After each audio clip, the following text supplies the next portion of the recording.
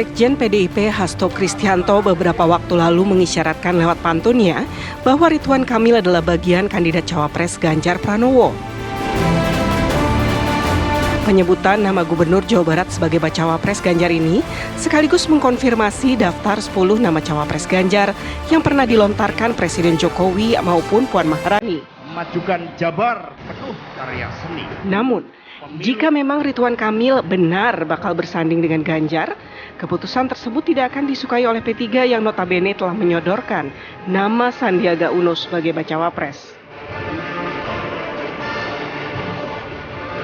Lantas, siapakah yang memiliki kans paling besar untuk mendampingi Ganjar Pranowo sebagai calon wakil presiden? Tim TV One mengabarkan.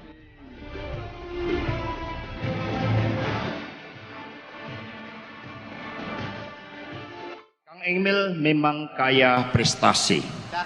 Memajukan Jabar penuh karya seni. Pemilu akan digelar beberapa bulan lagi. Bacawapres Pak Ganjar ternyata ada di sini. Kalau bahas rayu-merayu ini menarik, Bay, gitu kan? Karena rayuan belum tentu dibalas dengan rayuan juga, gitu kan? Pengalaman ya. Bisa juga bertepuk sebelah tangan ataupun juga gayung bersambut. Nah, itu dia kan. Nah, kalau gitu langsung saja kita bahas. Sudah hadir jumlah narasumber kami, sudah ada Bang Rusli Effendi, Waketum P3. Selamat pagi, Assalamualaikum. Waalaikumsalam warahmatullahi wabarakatuh. Ada Mas Nyarwi Ahmad juga, analis politik UGM. Selamat pagi, Mas Nyarwi. Pagi, Mas. Pagi, Maria Bayu. Tersambung juga melalui sambungan Zoom, ini ada Bang Ahmad Doli Kurnia, Waketum Partai Golkar. Selamat pagi, Bang Doli. Pagi, Assalamualaikum warahmatullahi wabarakatuh. Waalaikumsalam. Harusnya bareng juga bertiga di sini ya, tapi ada tugas kepartaian penting yang harus dilaksanakan. Siap. Bang Doli, kalau tadi kita lihat dalam narasi paket berita kami terakhir, siapakah yang memiliki kans paling besar, ataukah RK atau juga bahkan Sandiaga Uno? Tapi pertanyaannya, respon dari pantunnya Mas Hasan bagaimana di Partai Golkar menanggapinya?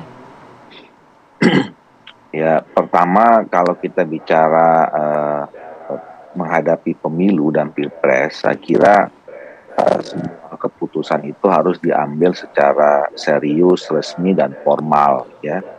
Ya, jadi kita menghadapi pemilu yang sangat strategis untuk kepentingan bangsa negara 5-10 tahun yang akan datang.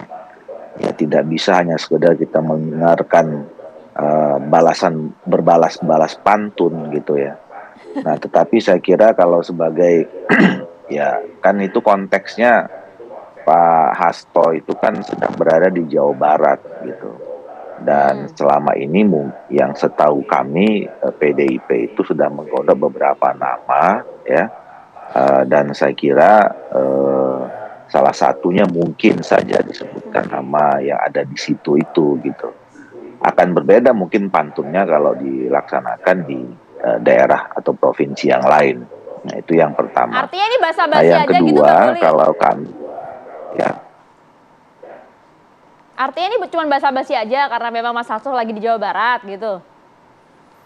Iya, nah cuman yang paling penting adalah kalau kita bicara tentang soal pilihan capres dan cawapres harusnya dibicarakan secara dalam forum-forum yang resmi antara ketua umum atau pimpinan partai politik ya. Karena ini kan kita sedang membicarakan nasib dan masa depan bangsa kita. Jadi kita harus memilih orang-orang yang serius, orang-orang yang kita anggap berkompeten dalam forum dan momentum yang juga serius.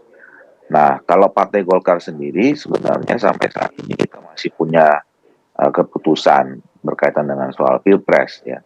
Kita sudah mengambil 3 tingkat putusan, mulai Munas, kemudian Rapimnas dan Rakernas, di mana keputusan itu adalah kita akan ikut kontestasi capres dan kita sudah putuskan capres kita itu adalah Pak Erlangga Hartarto dan sampai sekarang belum pernah berubah.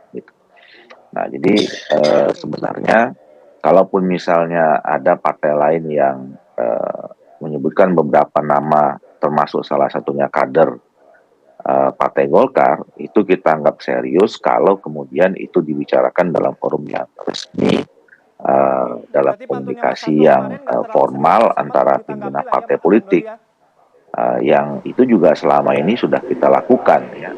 Pak Erlangga sudah berapa kali bertemu dengan pimpinan partai politik yang lain dan sangat terbuka untuk membicarakan kemungkinan-kemungkinan yang terjadi dalam menghadapi Pilpres yang akan datang. Oke, siap. Kalau misalnya tadi dari Golkar rupanya kok nadanya yang nggak serius-serius banget. Kalau soal pesimis ya? Cawapres harusnya dibicarakan di forum-forum yang resmi. Ketua umum. Basa-basi doang nih. Diajak silaturahmi ketemu juga enggak soalnya. Tapi ke P3 gimana? P3 pernah dikirimin pantun juga nggak sama Mas Hasto gitu? Ya, karena ini bicara soal pantun ya. Saya mulai dengan pantun. Oh ya, silakan. silakan. Ayah ada saingannya nih sekarang nih. Orang Riau mengail ikan. Cakep. Ikannya digulai dalam kuali. Cakep. Terima kasih atas kesempatan. Semoga kita bisa silaturahmi. Cakep. Masya Allah. Ini kan silaturahmi kebangsaan. Karena Iya, bicara pemimpin masa depan ya. Ada satu bait dari nyanyi Lancangun itu, kalau nahoda kuranglah paham, alamatlah kapal akan tenggelam. Jadi ini bicara kepemimpinan bangsa masa depan. Bagi P3 jelas ya. Kalau dulu kita penasaran, Sandi apa memang benar nggak masuk P3? Ya. Kan sudah terjawab. Nah, terus Gerapimnas di Jogja yang lalu mungkin kita juga menyaksikan bahwa P3 sudah memutuskan kita bismillah bekerja sama dengan PDIP. Kita dukung Pak Ganjar. Jadi ketua umum kita Pak Haji Mardiono sudah bersepakat pilihan politik kerjasama kita dengan PDI karena kita memang ada historis panjang juga. Ya dulu Mega Bintang, kemudian Mega dengan Pak Amzahas dan seterusnya. Bahkan juga Pak Ganjar dengan Tad Yassin kan juga kerjasama PDIP P3.